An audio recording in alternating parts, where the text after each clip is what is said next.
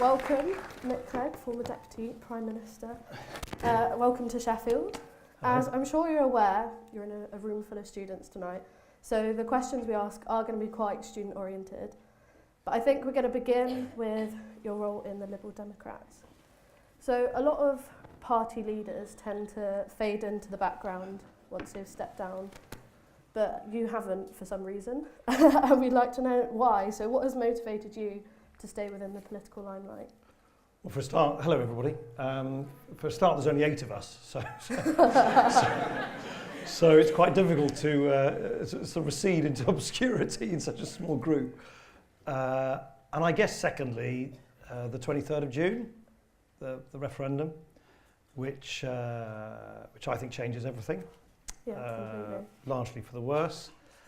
And I've said that I'm not going to do a David Cameron. I'm not going to just sort of disappear and trigger a by-election. So there's a fixed-term Parliament bill act now, so that we know the next general election, unless Theresa May does something curious, is in 2020. So I don't know. I just sort of think after a referendum like that, and given the sort of momentous series of events that the referendum, I'm sure, will now be or is already unleashing, and given that I have this rather curious history of having worked and been politically active in Europe for for 10 years before I became an MP, it just seemed a bit odd for me to sort of sit on my hands. So I just want to play a role in holding a government to account at a time when I think they haven't got the faintest clue what they're doing, and when there are such huge issues at stake. So do you feel like afterwards you're going to see out your term and then possibly leave? Or yeah, I don't yet know whether I'll put myself forward as a candidate for the 2020 to 2025 Parliament. I genuinely don't know that yet. So I guess I should obviously. So no plans to run for leadership again? No. Corbyn's done it twice. No. Farage done it lots of times, hasn't he? Yeah. So no, I don't know about that. But because we've got fixed-term parliaments. Actually, the whole rhythm of how MPs and candidates sort of decide has changed completely, because you know when you're going to stand for election next, and you know how long the next parliament's going to. I'm almost 50, so you're sort of, I'll be, I don't know how many, 54 or whatever when the next election's happening. So you're sort of thinking, do you want to spend another 5 years, and what's going to happen? So anyway, I'm being very open about it. There's no point doing anything otherwise. I know lots of people say, yes, I'm going to remain a candidate in Westminster until I'm sort of carried out in a coffin. But I genuinely don't know whether I will, and I guess I'll need to sort of decide one way or another in the next year or so. So you mentioned the fact there's only 8 of you now. Do you feel like there's the potential for a Lib Dem revival? We can't go much further down. So I think there is a revival of sorts going on already.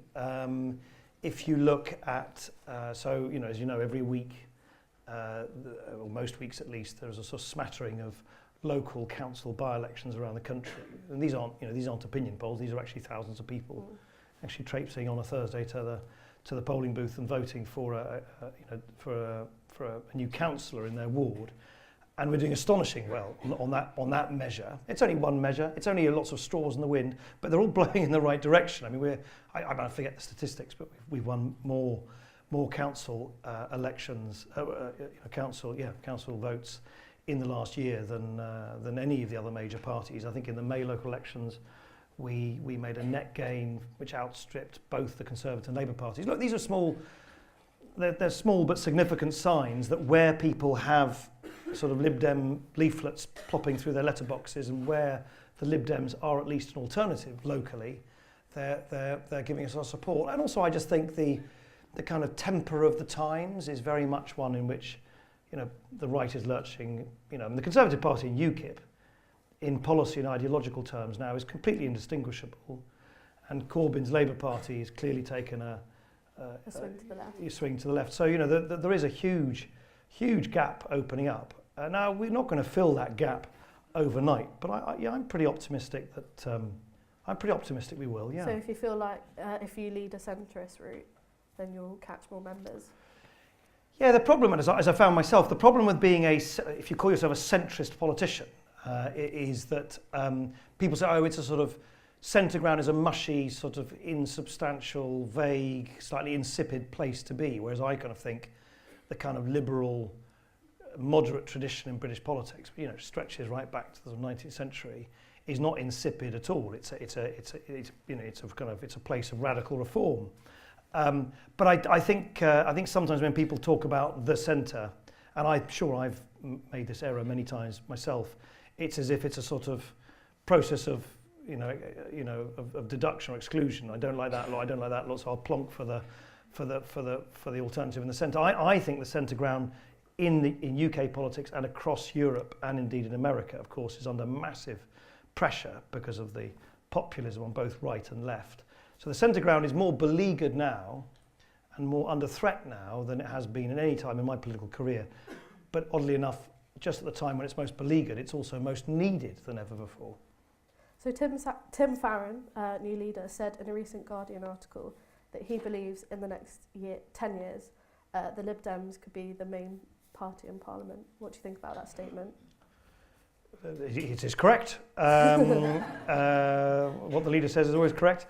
I'll tell you what, I didn't see the interview. I'll tell you what, if this is what Tim was implying, I mean, the volatility of politics is so extreme now, and the turbulence is so extreme, that it is nigh impossible to make. I mean, in the same way that you would never have predicted that the Liberal Democrats were up here one moment and then absolutely on the floor the next. Of course, the reverse is true as well. What goes down goes up. What goes up goes down as well. And so I do think there's this extraordinary sort of roller coaster aspect to politics at the moment, and that's partly because of millions of our fellow citizens are very cynical and frustrated and feel very disenfranchised by politics. Lots of people don't vote at all. Lots of people are voting for parties. UKIP is the best example of that, sort of anti-establishment parties. But then because of the bizarre vagaries of our electoral system, they all their reward. I mean, those 4 million poor voters, they're rewarded with Douglas Carswell. I mean, it's just talk about being empty-handed. And so for all of those reasons, if Tim was implying that, I think you can, in the same way that you can be whacked very hard from one moment to the next, you can reassert yourself more quickly than perhaps was the case in the past. What about Tim? How do you think he's doing as leader? He's doing really well. It's an incredibly difficult job, and even at times when we were prominent or more prominent, had more MPs, we've always had this congenital problem for the Liberal Democrats, and indeed for any kind of sort of third or fourth party, which is that you've got these very powerful vested interests in the British newspaper industry in particular, who are incredibly aggressive at protecting either the blue or promoting the blue team or the red team, and the Lib Dems have either suffered, this is in press terms now, either indifference, which is what we now get from the press, nothing that Tim says gets reported because they're just not interested in doing so, or if there isn't, if a Liberal Democrat does pop their head above the parapet, they get shot from both directions. I knew back in 2010, I was in trouble when you saw that sort of Polly Toynbee on the left and Paul Dacre, the editor of the Daily Mail on the right, were sort of outdoing each other in their sort of vituperation aimed at the Liberal Democrats, if from, of course, ideologically opposite directions.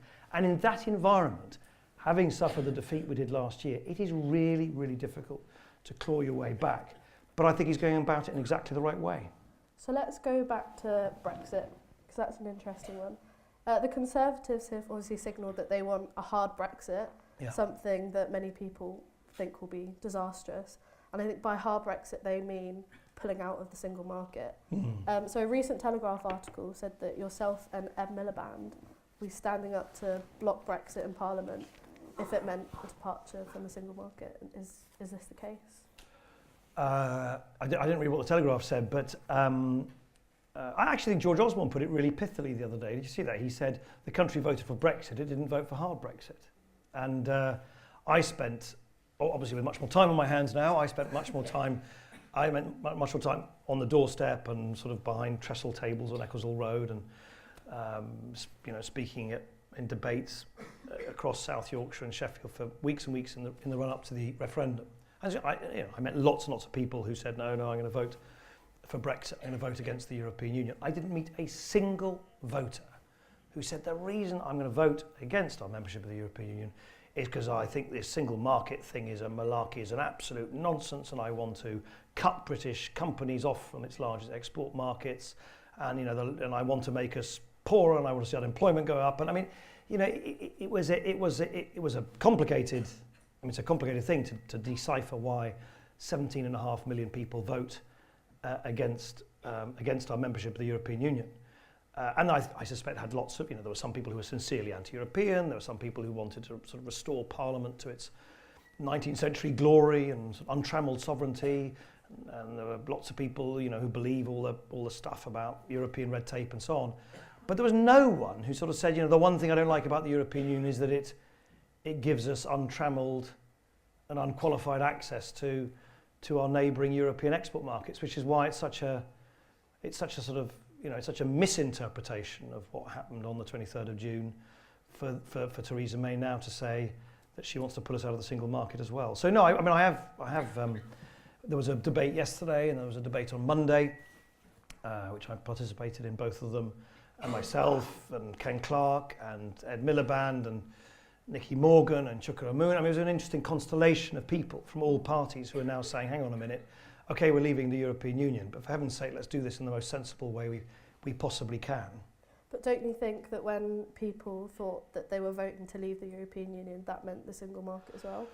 Well, what I do think, I think where you are right is that, and this has always been the problem with the sort of conservative Eurosceptic position, or rather problem. I mean, there's a sort of, it's as if the sort of two sides of the Tory brain are at sort of war with each other, or at variance with each other. Because on the one hand, traditional conservatives say we are the party of, the economic prowess of the United Kingdom. We're the party of, the global reach of the bulldog spirit here in the United.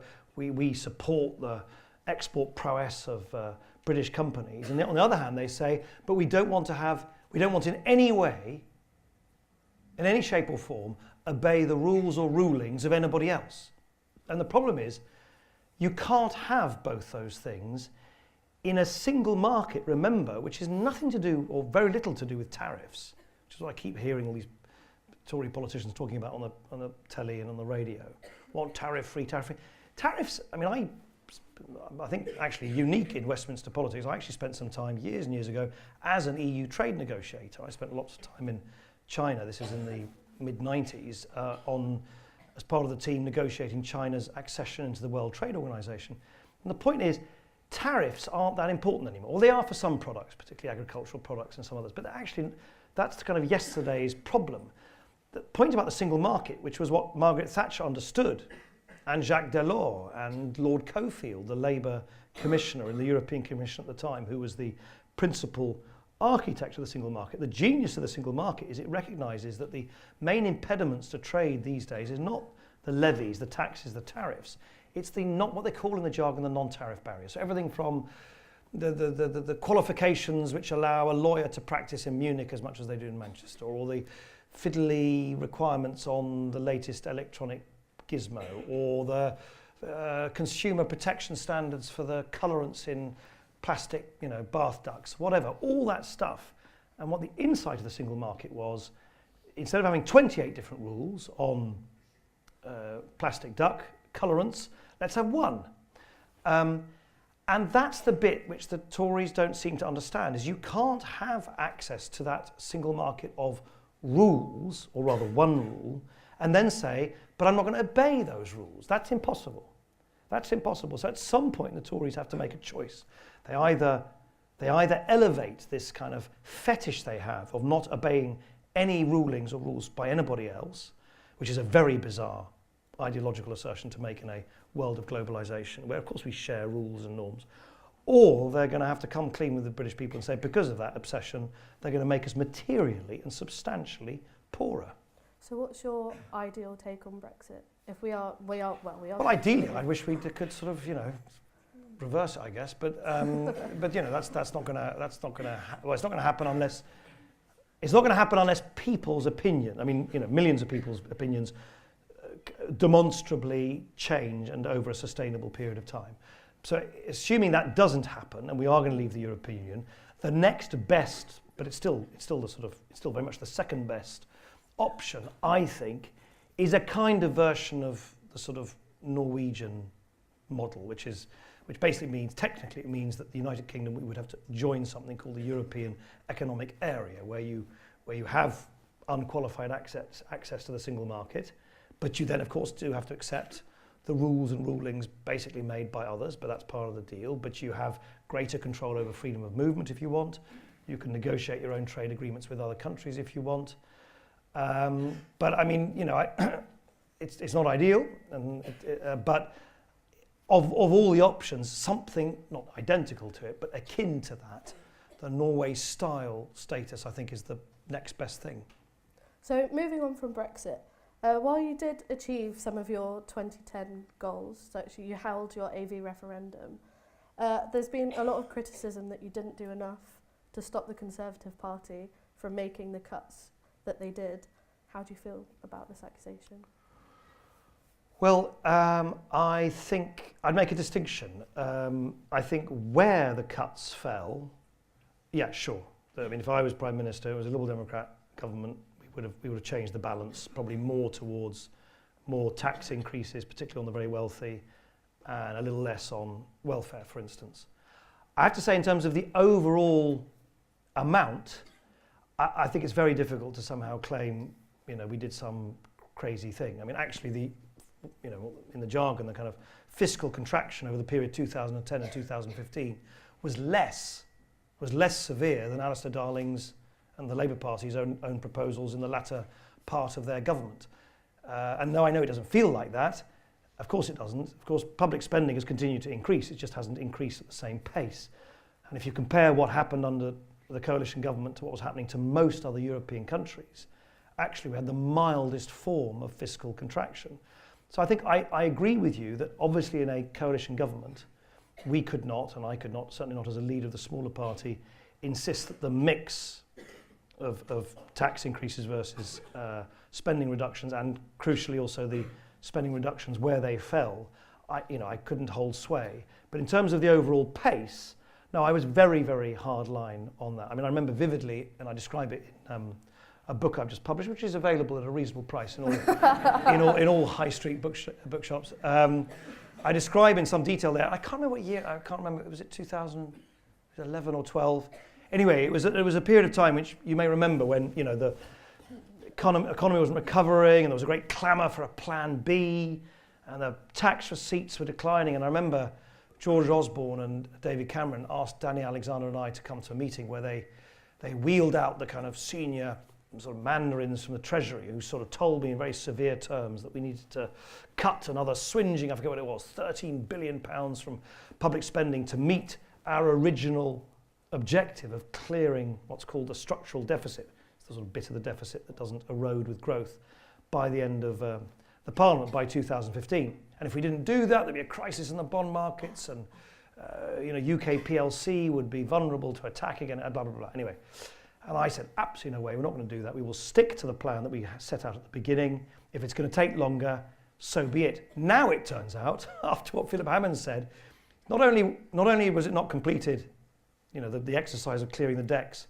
in the 2010-2015 Parliament, they're not even going to manage it in this Parliament, 2015 to 2020. So it's going to be 3 parliaments, maybe more, before the British finances are rid of the structural deficit. No one, I know it's very convenient, particularly from critics on the left, to say it was some wild-eyed, axe-wielding act of austerity. No one can claim that that was some kind of overzealous approach. What people can legitimately make criticisms about was where it fell, where the burden of contraction fell. So such as in the NHS, do you feel like the cuts that went on in your coalition have led to the NHS funding crisis as it is now? So the NHS NHS funding hasn't actually contracted. It has increased by less, whatever it is now, a 1% increase per year. I think the pressure on the NHS. Firstly, I think the coalition government, myself included, do need to take responsibility for a very, very messy kind of reform during the coalition government that I think with hindsight people can legitimately say might have had perfectly understandable objectives of decentralising decision making over the NHS and so on, and it did some good things. It put mental health and physical health on the same legal footing. it's actually, oddly enough, despite all the allegations to the contrary, made illegal for the first time a lot of the sort of botched privatisations which happened under the Clegg and so on and so forth. But I think it's right to say that it consumed a huge amount of energy, of sort of turbulence and change in the NHS at a time when it probably could have done without it. But financially, the biggest pressure on the NHS is one which is principally a demographic one. I mean, we do have a massive problem, which economies, societies do across the developed world, of having health systems which were designed for a population which no longer exists. We now have, many of our fellow citizens who are living much longer, which is great, but they're having, lengthy chronic conditions and are ending up for very long periods of time in hospital. And we've got this totally broken, this break between the NHS and social care, which means people just end up being, beached in hospital beds and they're not being cared for in the community. So I think that, to be honest, is a bigger issue than, you could increase it by 2%, you could increase it by 3%. You're always going to be running to stand still, I think, on the NHS, as long as we haven't worked out how to deal with an ageing population more intelligently than we do at the moment. So on a personal level, do you think the coalition, was it worth it for you? For me? As an individual politician, on a personal level? No, I wouldn't say that. I wouldn't say that. I mean, of course, no, I wouldn't. I remain absolutely convinced in my own mind. Obviously, other people see it otherwise, but that it was the right thing for the country. It was the only realistic thing that the Lib Dems could do at the time under my leadership. There was no other governing alternative. With Labour and Lib Dems, we couldn't have governed. The numbers didn't add up, and the country was in a seriously perilous state back then. Was it right? Was it good for the party? Well, clearly not. You can't go from 56 seats to 8 and claim it was good for the party. Will the party recover? Yes. But no, I mean, do I think we broadly speaking, do I think it was broadly speaking a sensible government at a very, very difficult time of our, in our country's history? Yes, I do think it was. So speaking of things being worth it, and I'm assuming you're going to face this question. You've been asked many times about your pledge, about tuition fees. Sure. Will you right now give the University of Sheffield students here and all the Sheffield students who might be facing a potential rise in tuition fees above £9,000, will you put your hands up and just say, I was wrong? Well, I was clearly wrong to make a pledge that the Liberal Democrats would, under all circumstances, vote against an increase in tuition fees, and indeed to go further to abolish the ones which had been introduced and increased by the previous government. So that was and I have apologised for that, and my apologies have been set to music, no less. And there are lots of people who will never forgive and forget, and I get that, and I don't shirk it, and it's, I take it on the chin and so on. You asked me a slightly more difficult question, was, do I think in the circumstances in which we found ourselves in 2010, do I think there was an easy alternative? I'm afraid I don't think there was, much though I wish there wasn't. I think we should have been much more grown up in anticipating that it was going to be, first, I was not going to be Prime Minister, so I was not going to be able to implement the Liberal Democrat manifesto in full. Secondly, that at a time of outright economic crisis, delivering a hugely expensive commitment of abolishing tuition fees was clearly unrealistic. And that in a set of circumstances where both of our possible coalition partners, Labour and the Conservatives, agreed with each other more than they did with us. I mean, I know the Labour Party's had great fun at my expense. People do slightly have rewritten history. They did actually introduce the bloody fees. And then increase them, by the way, ironically, given all their piety against me, against a manifesto commitment to do so, and then commissioned the review conducted by a man called Lord Brown at the time that recommended, never mind 9,000, recommended no upper limit on fees at all. So in those circumstances, no money, no majority, and two coalition partners who were adamant to see fees go up, it was clearly complete. There was just no circumstances in which that commitment could be delivered by me, and that was a bad thing to do, to make a commitment when if you stopped and thought about it, there was no way we could have delivered. And look, in that sense, it was a very painful, and we were punished for it, and rightly punished for it, a very painful part of the transition of being able to make easy commitments in opposition from then having to face very, very invidious choices in government. And look, I mean, I know, this is not me trying to absolve myself of all of that and all the culpability and all the opprobrium. I really don't. Don't worry. I'm not trying to duck that. But, I'm afraid I'm not the first or the last politician who discovers that sometimes life isn't quite as you might like it to be when you actually get into power, and that you can't do everything you want and you can't wave a magic wand. For heaven's sake, at the time that all that happened, my main competitors were one man, David Cameron, who just kept making this commitment of bringing immigration down to tens of thousands and did it repeatedly, no ifs but no buts, and it just systematically broke his word on that. And another one, Ed Miliband, who kept going on about no end to boom and bust and all the rest of it, and then was in the government that crashed the economy. These good things happen. Does it mean that doesn't diminish my culpability, but does it mean that in answer to your question, I kind of sort of think it would have been easy for us to take a different decision? I'm afraid I don't think it would have been easy for us to take a different decision. So what about your opinion on the proposed changes to tuition fees now to raise them for universities that have a higher standard of teaching? So as it happens, on the content of the policy now, I'm furious with what the Conservatives did. I mean, I'll come in a minute to the new idea, but you see, one of the things that Vince Cable and I did when obviously we found ourselves in this very invidious position is, we did a bunch of things, but the most important thing we did, we tried to link the amount paid back by graduates many years after they leave university more to what they earn rather than the flat repayment that existed under, so it was more akin to a graduate tax. But crucially, we increased substantially the grants for living expenses, particularly to students from disadvantaged or from poorer backgrounds.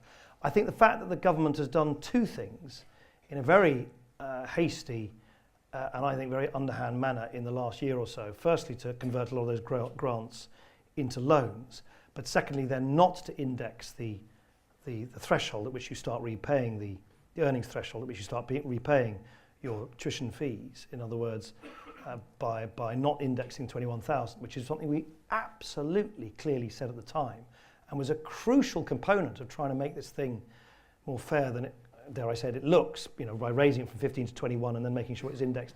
Those are terribly regressive things to do. And oddly enough, particularly the first one is almost more regressive, much more regressive than almost anything you can do in terms of what you repay 30 years after you've left university. So that, for a start, is very bad. And I'm very, very sceptical of the ability of any regulator now to be able to make these very fine distinctions between one university and another, and one course and another, and therefore to allow this market, which of course is what the Conservatives always wanted, which is to have a sort of full-blown market in terms of the way the fees are set. So I'm pretty sceptical about what Joe Johnson is doing, but I'm probably more dismayed by, I think, these two changes I've alluded to, which I think, particularly the first one, is very, very regressive indeed. So the TEF framework, do you think that it's flawed? Or Yes, do you I think it's very flawed. Do you think it will improve the quality of education?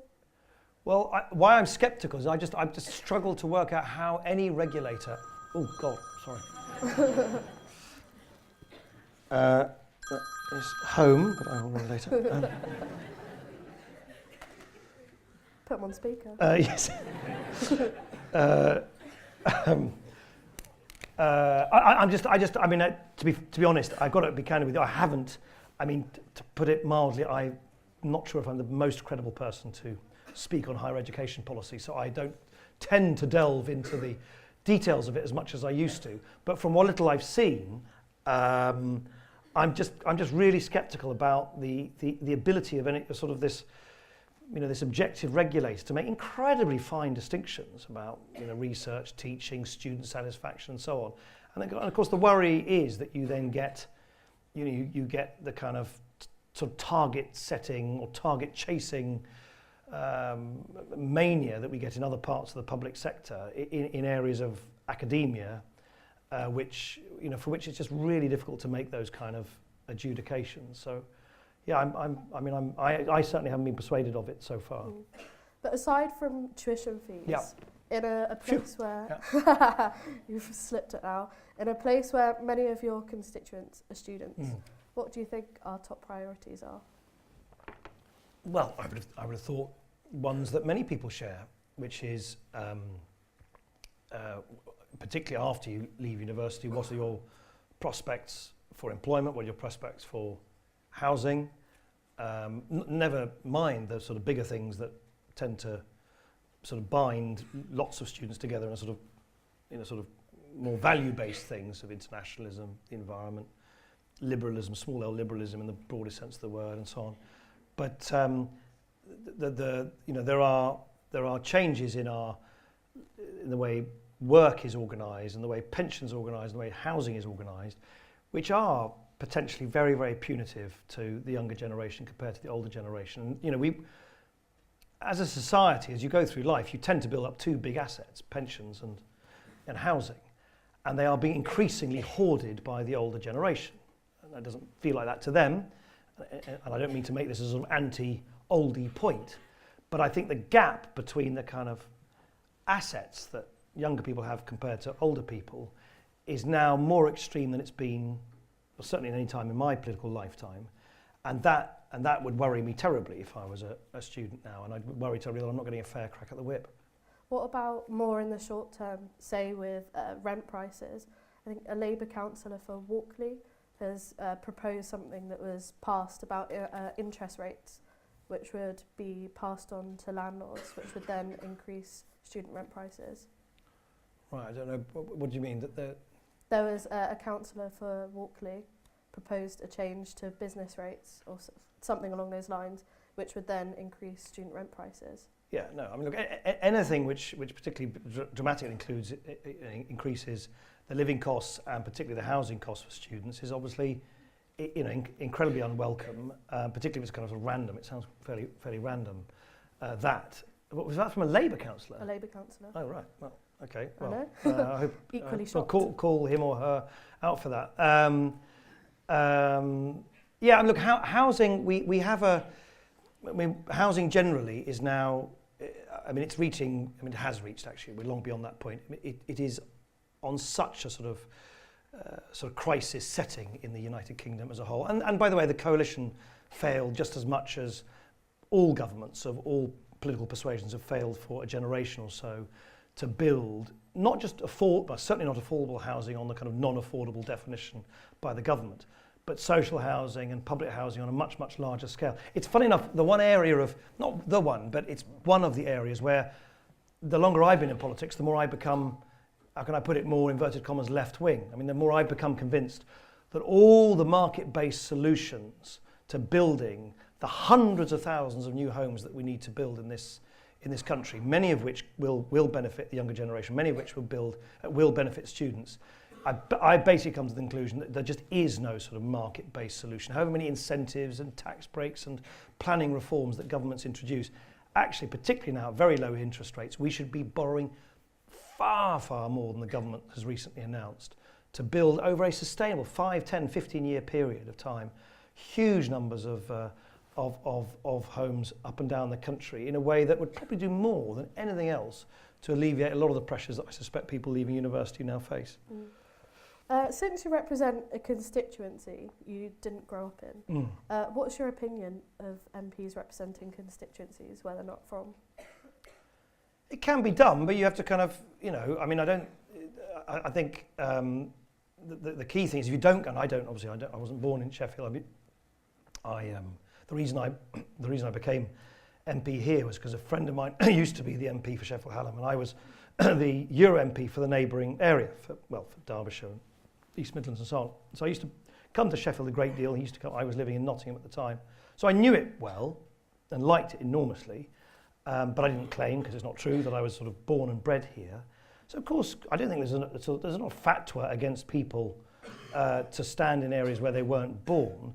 But I do think it's important to try and kind of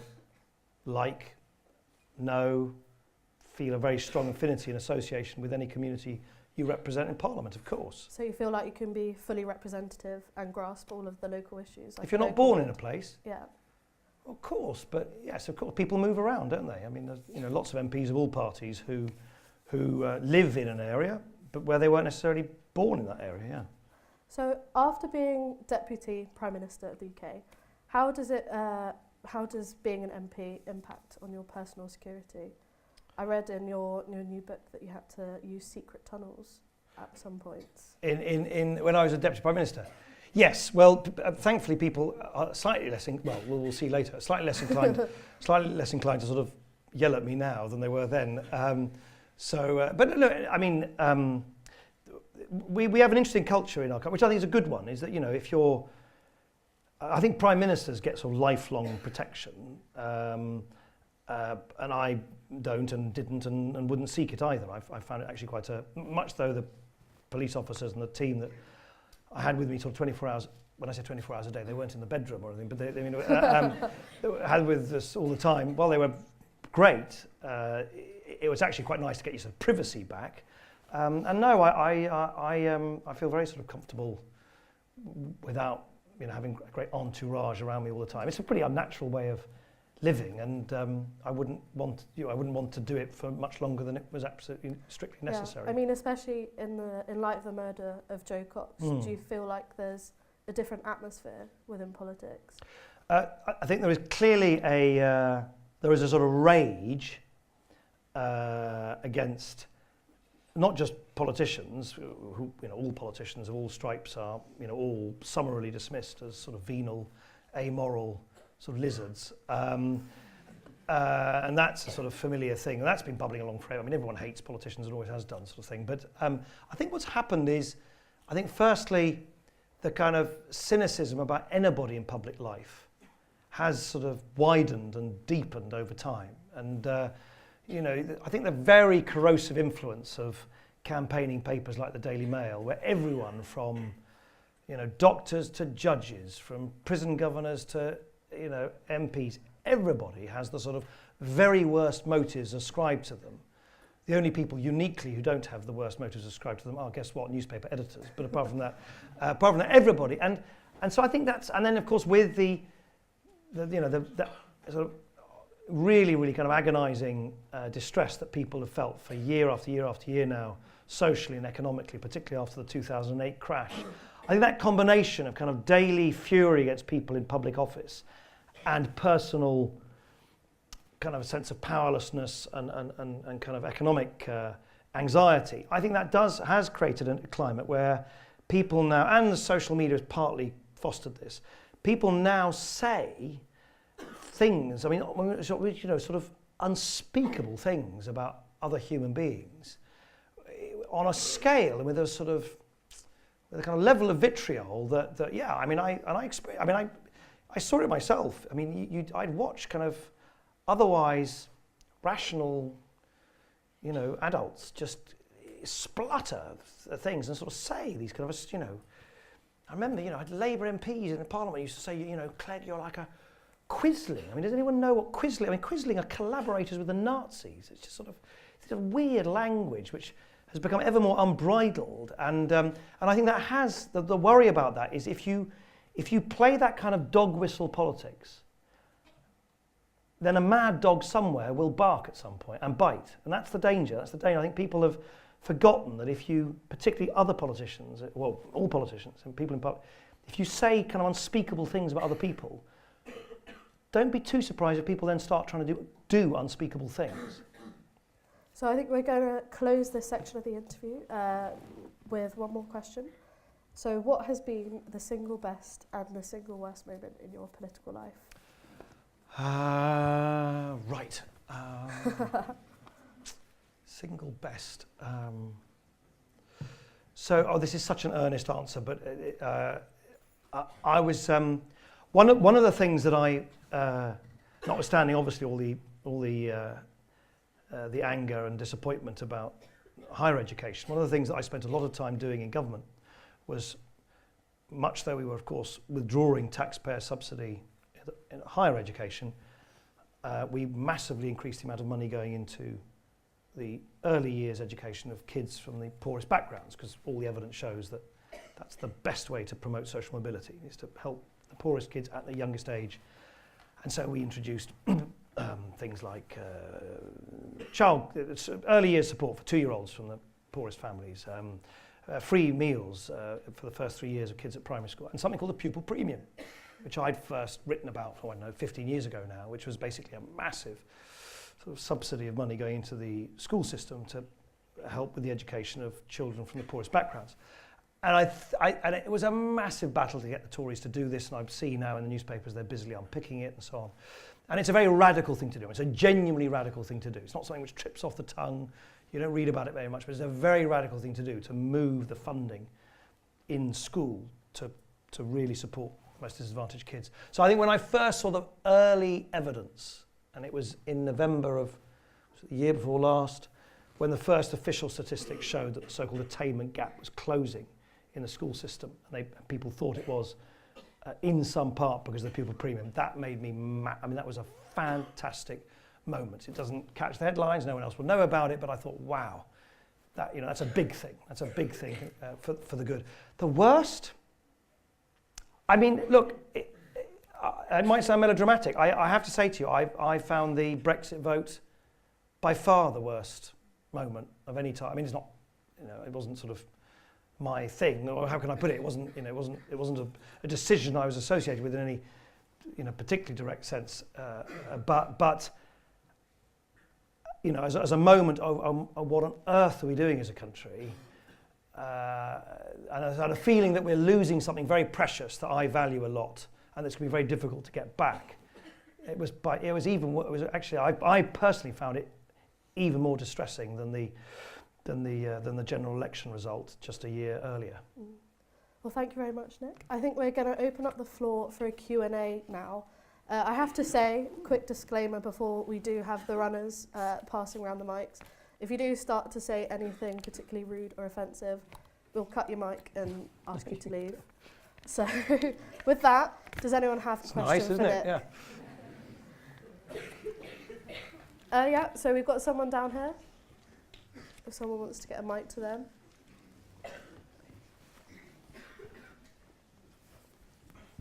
Oh, okay. Wow. So I wanted to ask, because you said in the coalition government it was tough times, money was short, and funds needed to be cut somewhere. But do you not feel that it's almost economically unwise to pass the debt of your generation onto us? 40k of debt leaving university is a ticking time bomb, and especially with proposals now, maybe only 4 years down the line, looking to change it. It's a slippery slope. It will get worse and worse. Do you not feel that your generation took too much, and then when it was time to maybe tighten your belts and give back, you decided to take even more? So look, I think the first principal question you have to answer is this: do you think when funding universities like this, it should be entirely funded by taxpayers generally, including, by the way, millions of taxpayers who never had the benefit of going to university in the first place? Or do you think the costs are shared between taxpayers generally and graduates, the graduates who leave university like this? Now, that decision, for better or for worse, was taken long before I went into government. I know that people kind of like to, certainly my critics like to somehow pretend we came into government and introduced tuition fees for the first time. No, not at all. That was years and years before. As I said earlier, they were increased. So the principle that there was a shared, that universities are, the cake, the funding cake is shared between taxpayers and graduates was long established before we went into government. So then if you accept that, and I have to say to you, ideologically, I have no problem at all.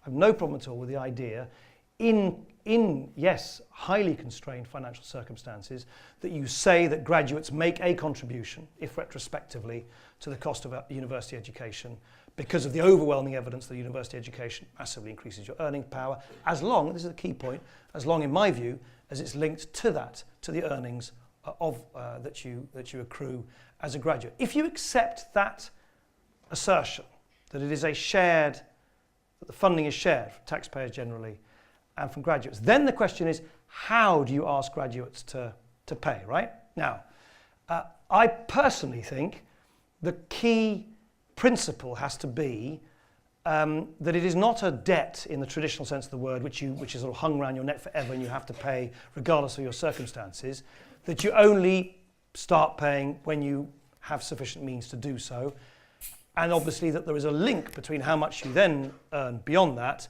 and how much you pay back. Now, I spent some time in government trying to introduce what that basically describes, which is a graduate tax. right? A progressive graduate tax. And for reasons I won't bore you with, we were told that this was impossible because you can't recoup a graduate tax from foreign students, and the tax liabilities would end up on the public sector borrowing requirements. I mean, whatever the reasons were, they were. So we've basically done the next best thing. We have actually in effect introduced a graduate tax for all the reasons that you'll know. So it's not a debt in that conventional sense, because if you don't earn enough to start paying it back, you don't. And if you can't pay it off, of course, in your working life, it gets written off for you. But of course, I'm prepared to accept that you could cut the cake a different way. You could increase taxpayer contribution or minimise graduate thing, or you could, of course, bring back the total liabilities for the grad. Of course, I totally accept that. But I guess the bit where I can't really, I think sort of comfort you, where I can't agree with you, is the idea that in a society where there has been an explosion in the number of people going to university, that the cost of funding that should exclusively fall on the shoulders, particularly of millions of other taxpayers who never went to university themselves. And when you say, I'm afraid, and this is what I was alluding to earlier, it is actually a very concrete decision you have to make. When Vince Cable, on whose shoulders this decision principally fell in government, was running a department where he either had to change the ingredients of how you fund university education, or he had to take the equivalent amount away from further education colleges or adult education courses, or all sorts of other areas, which would have been socially unbelievably regressive. I mean, I think he was right. I have to say to you, to this day, I think he was right, and he felt personally very strongly about this, that he said, I'm not going to have further education colleges paying in order to make the subsidy easier on those going into university. And you can see why he was saying that. Just socially, that would have been a deeply regressive thing to do. But those are the real kind of choices. So look, I know that's not going to satisfy you. I get that. And I genuinely accept, of course I genuinely accept you could change the mix and the kind of ingredients. But I don't actually think, and this is my massive failing and the thing I've apologised for, because I felt what I say to you now at the time when I made the commitment the Liberal Democrats would vote to abolish tuition fees, and that was wrong. That was wrong, because I personally didn't think that my party's commitment to abolish tuition fees was possible. But for reasons that I explain in the book, but it's too tedious to go into now, unless you really want to, I tried and Vince tried, we tried to change our party's stance on this towards a bit more of what I call a shared funding model. We failed, and that's all right and proper, and I, as leader of the party, quite rightly, was duty-bound to promote the party's policy.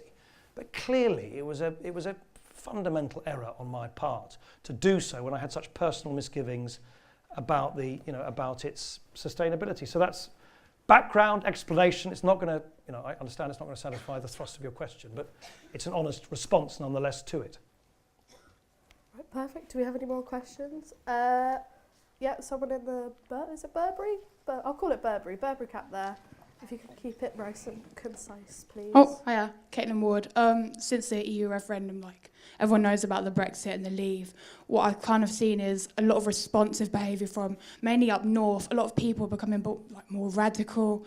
I can see a lot more people having a lot more envious behaviour towards Asian communities. Sort of in a way of, I feel like we're backtracking in a sense of how we are to each other, social norms. I hear kids in the playground screaming ISIS and screaming terrorist at someone who's wearing a hijab and things, and it's disgusting behaviour. And I just want to get your opinion on what will the Lib Dems do in terms of tackling this kind of behaviour if they do get elected, because it's kind of like we're backtracking as a nation and becoming more of an isolationist country.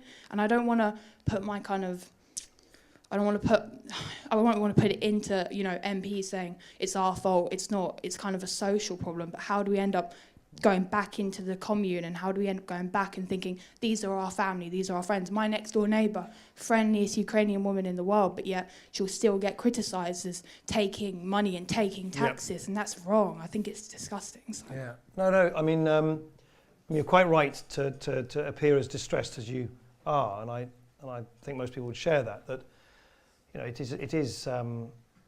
it's quite astonishing that in 2016 you've got in a country such as ours, you've got a sharp increase in sort of xenophobic hatred, violence, abuse, and frankly, we've got to call a spade, whether we like it or not. Many of those Brexiteers were playing with fire. They were fostering a sense of grievance and division, a sense of anger towards the other, towards foreigners. You remember all the stuff from Michael Gove about 8 million Turks are going to come here? This deeply misleading stuff about the level of EU immigration and what it's doing to our society. This was deliberately done to win a vote. And I'm afraid one of the collateral effects of it has been, as you've seen, as the police will tell you, a very sharp increase in hate violence and racist abuse. And a lot of it, by the way, doesn't get reported. As you know, my wife is Spanish. I mean, Miriam has got Spanish friends. One friend was telling us the other day, in an incredibly middle-class part of London, she was a Spanish friend of my wife's, was talking Spanish to her son, just in the aisle in a Sainsbury's, I think it was. Anyway, that's irrelevant. But anyway, and just someone came up to her and said, you shouldn't be here. Go home. And all that kind of everyday stuff. It is absolutely grotesque, and we need to be not only completely intolerant of it, but I also think the Brexiteers need to be held to greater account for having very, very deliberately, played with that, those sort of demons. And there are always demons in any society. All societies have some ugly sides, and there's a lot of economic and social anxiety that I talked about earlier. And as night follows day, if in a society lots and lots of people feel very, and in my view, legitimately angry because they haven't seen a pay rise for 8 years, they look at the bankers and the politicians who screwed everything up in 2008, and they feel they haven't paid the consequences, but their family have. Their daughter can't get their feet on the first rung of the property ladder. They'll be asked to work for longer hours for the same pay, and then all these all these populists tell them it's someone else's fault. I can solve your grievance by pointing the finger of blame. That's what populists have done down the ages. That's what Trump does. Trump tells the American people, you're angry. You're right. I feel angry too. Let's build a wall against the Mexicans. Farage says, you're angry. I know how I can solve that. We'll just get out of the European Union. Scottish nationalists say, yeah, you're angry. I'll tell you how you can get out of that. Just blame the English. Geert Wilders in the Netherlands blames Islam. Le Pen blames everybody. Viktor Orban, in Hungary. I mean, it's populism from the right and the left. And yes, it leads to people giving vent to the ugly side of their nature. And so it is incredibly important that we are very, very kind of hard line in return, and to say that, a lot of those fears are being falsely stoked, don't provide a solution to people's everyday problems, and they've got to be rejected resoundingly. I mean, what else can I say? I mean, we've got to do that together. Lovely. Any more questions? I have to stress, over there, somewhere, hand a mic out, hand a mic. We need to keep these questions and answers shorter now. Okay. So in this kind of age of populism then, where you're getting these provocative speakers from the right and the left, and the Liberal Democrats seem to be this incredibly pragmatic party, as you paint them to be, then what are they prepared to do? What can they do to overcome this populist view, these incredibly kind of provocative speakers from both the right and the left? What can they do to try and win back support in the upcoming years before the next election? Well, all the obvious stuff. Speak up, challenge a lot of these populists, play a role. I was doing it yesterday, play a role, for instance. I mean, it's a small thing, but it's a significant thing. Play a role, for instance, in reasserting parliamentary scrutiny and prerogative over the decision that Theresa May appears to want to arrogate to herself around Brexit. Speak up for tolerance and compassion and pluralism, and then obviously do everything that political parties do, is shoe leather stuff, leaflets, door knocking, talking to people, and winning. I mean, we have to win again. I mean, there's no shortcut in politics. If you don't win, you don't. If you don't win, you can't make the weather, or you can't influence the weather, political weather, at least. So that's why what I was saying earlier, why the kind of straws in the wind of us winning local by-elections is terrifically important. It's why 2 days ago I was, somewhat ironically, out and about canvassing in David Cameron's constituency in the Witney by-election on behalf of the Liberal Democrat candidate there. You know, politics is a game of winning and losing. I mean, we have you would expect me to say this, we have a system which is massively stacked against us. We don't have nearly the same amount of money as Labour and the Tories do. We've got none of the media support amongst the sort of vested interests in the media. I mean, this absolutely bonkers electoral system. I mean, what electoral system? Sorry, I won't rant for too long. But, you know, even in the nadir of our fortunes last year, the Liberal Democrats won 1 million more votes than the SNP. Now, what rational political system rewards a party which has 1 million more votes than another with 8 seats opposed to 56? I mean, it's just crazy. So all of that is stacked against us, but you know, all you can do is just fight and fight and fight again. Lovely jubbly. Right, nice and short. Let's have someone there. Can we get a mic down here?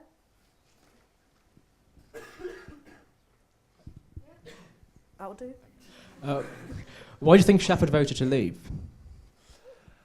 Well, as you know, in my constituency on the southwest Sheffield, there was actually overwhelming vote to remain. And so what you saw in Sheffield is the pattern you saw across the country. This is a complete polarisation, a bifurcation along the lines of income, age, and education. Basically, the younger, the more educated, and the wealthier you are, the more likely you are to vote for Remain, and the reverse was true as well. And that was reflected in Sheffield. So the parts of Sheffield where poverty is greatest, where you have a higher concentration of older voters, voted overwhelmingly in favour of Brexit. And then, of course, as you'll know, there was this whole turnout issue, which a lot of people who had sort of absented themselves from elections altogether in recent years came out in very large numbers for Brexit. So that all of that was mirrored in Sheffield. Perfect. And if the mic can come down now, third row from the front, I'll give you your question now. What would your opinion be on the formation of a Liberal left and sort of Labour Party to be a credible opposition to the Tories? So I think some realignment is bound to happen. In fact, I go further. I think it has to happen, and let me explain why. I think the sort of pendulum of our democracy is more stuck than people appreciate. I mean, I've never experienced anything like this. The Conservative government, I think, is one of the most incompetent governments in living memory. I mean, the sort of mixture of hubris and incompetence is just breathtaking, but they're in a completely unassailable position. No one can take power away from them. And a democracy relies in very, very large measure on the people in power sort of looking over their shoulders, worrying that someone else is going to take power away from them. That's how you keep the powerful on their toes. Yet no one can take power away from the Tories. And the reason for that is because they're basically protected by 3 things. One is the Scottish nationalists, who basically have kneecapped their traditional opponents, Labour. So the Scottish nationalists have basically done, of course they don't feel like that, but they've basically done the Tories' bidding there because they've made it impossible for Labour to, unless you believe Labour's going to beat the Tories in England, which they won't. So that's one thing. The second thing are these very powerful vested interests, these older men who now run much of the Barclay brothers, Rupert Murdoch, Paul Dacre. They're all competitors, but they're a sort of loose ideological cabal. They all believe basically in turning this country into a sort of offshore, low regulation, low tax Dubai sort of thing. They've got no mandate to do it, of course, and it's why they all united in favour of Brexit, because that you can't turn the United Kingdom into that sort of low tax, freewheeling nirvana they believe we should all turn ourselves into without pulling ourselves out of the European Union first. And the third thing, as I mentioned earlier, is the electoral system. So those 3 things, it's not a conspiracy, I mean, it just happened that way. Those 3 things have concatenated, have combined extraordinarily to put a party of the Conservatives into power when they got no more than 24% of the eligible vote. And nothing, or rather no one, can do anything about that. It's an out. I mean, it's completely. It's appalling. If you describe that about another country, we'd call it a banana republic that kind of thing can happen. But it happens here in 2016 in Britain, and that's why I think it is inevitable, and more than that, I'd say it's necessary for other parties to, in one shape or form, and that's the bit where my crystal ball is cloudy. Is it a sort of loose alliance? Is it a full-blown realignment? That I don't know.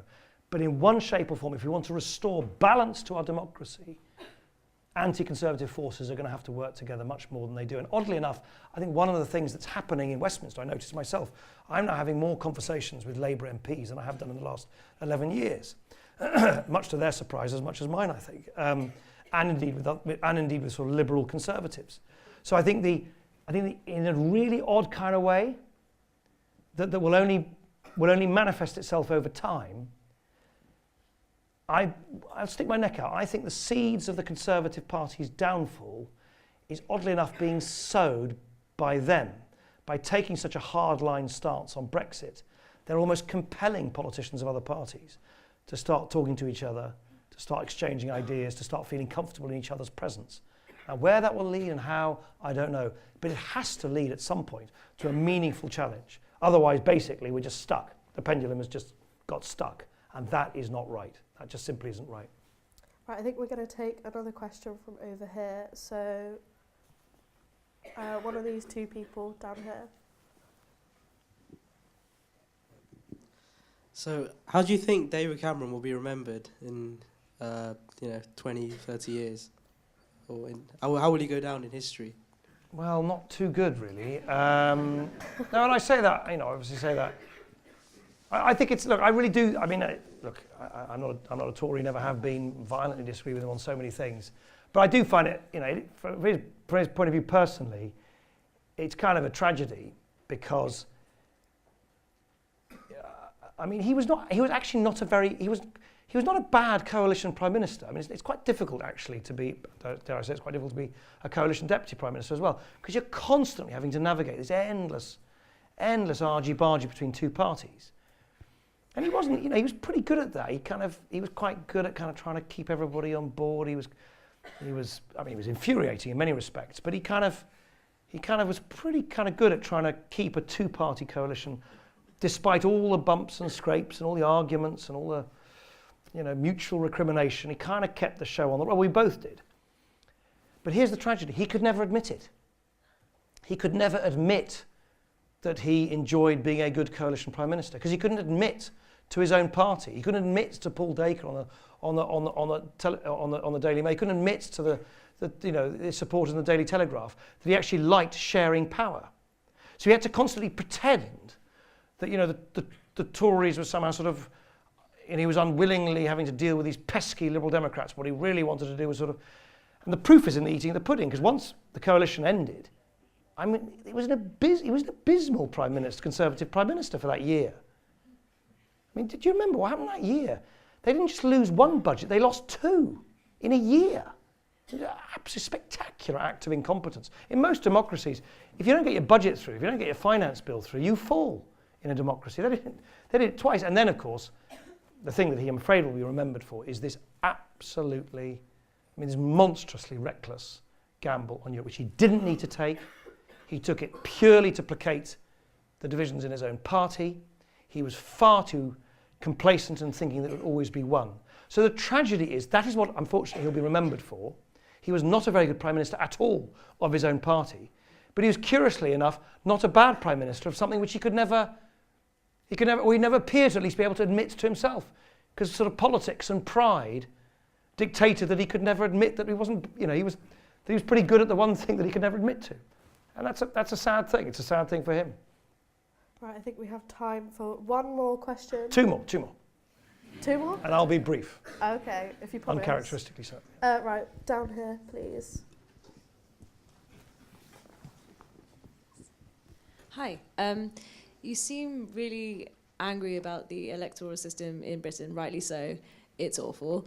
And I was just wondering what you think is a good solution, and also what happened with the AV referendum. Yep. Because that was really badly advertised, in my opinion. I don't know. Yes, no, that's pretty mildly. Yep. Shall I take the other question then? Pardon? Shall I take the other question and then? Yeah, may as well, just there. So when I was at school, I was proud to say I supported Liberal Democrats throughout my time at secondary school. And then you raised tuition fees, and I switched to Labour Party. And under Labour under Corbyn, I've become disillusioned. What can you do, and what can Liberal Democrats do to bring more centrist supporters or politically centrist people like me back to Liberal Democrats? Okay. Can you be brief on these? Sorry? Can you be brief on these? No, not really. But I will end off this. I mean, technically speaking, I think the best system would be something called a single transferable vote system, which is a pretty proportional system, and it also gives voters maximum amount of choice about the people who represent them. So that's the sort of system I would prefer. As for what happened in spring of 2011, you're quite right. I mean, it was an absolute sort of car crash, of course, and for which I take a heavy burden of responsibility. But here's the thing. Here's the sort of great irony or funny twists of political history. Because it was so obvious that the Liberal Democrats could not win a referendum like that on our own, for all the reasons I've described earlier. The vested interests are so stacked against us. So we figured, well, if we at least advocate a system which one of the other two larger parties believes in, then maybe we can get them on board and we can win this referendum. So we put on the ballot paper something which is not actually a perfectly proportional system, but it's a hell of a lot better than what we've got at the moment, which is called the alternative vote system. One of the principal reasons we did that was that because that was a manifesto commitment from the Labour Party to change the electoral system to the alternative vote system. So you had the extraordinary spectacle, or irony, of a Conservative Liberal Democrat coalition passing legislation to put to the British people an electoral system which only the Labour Party, or so I thought, full-heartedly believed in. And then something happened which really is a model for those political students amongst you of the triumph of short-term political tactics over long-term political strategy. Because at the time, of course, for the reason I'll come to in a minute, I was so monumentally unpopular, tuition fees, this is the spring of 2011. And Ed Miliband thought, great, all I need to do is be Prime Minister by getting people like him to vote for Labour rather than the Liberal Democrats. And there was, of course, huge evidence that Liberal Democrat voters were moving en masse across to Labour.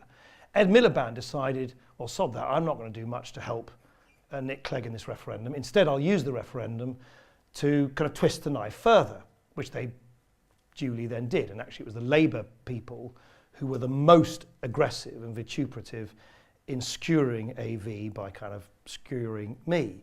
And it was, in my view, an unforgivable act of short-term political kind of spite and trying to find kind of short-term political advantage against the Labour Party's own interests, yet alone its own manifesto. And the Labour Party probably would do better now if you had the alternative vote system than the first past the post system. So that is a slightly bitter rendition of what happened there. But it's an interesting example nonetheless of how short-term miscalculations or misjudgments, and clearly a misjudgment on my part in even triggering that referendum at that time. But there was huge pressure at the time to be seen to be triggering the referendum as early as possible. With the wonderful benefit of hindsight, it would have been best if we'd held that referendum 2 or 3 years later, I suspect, than we did at the time.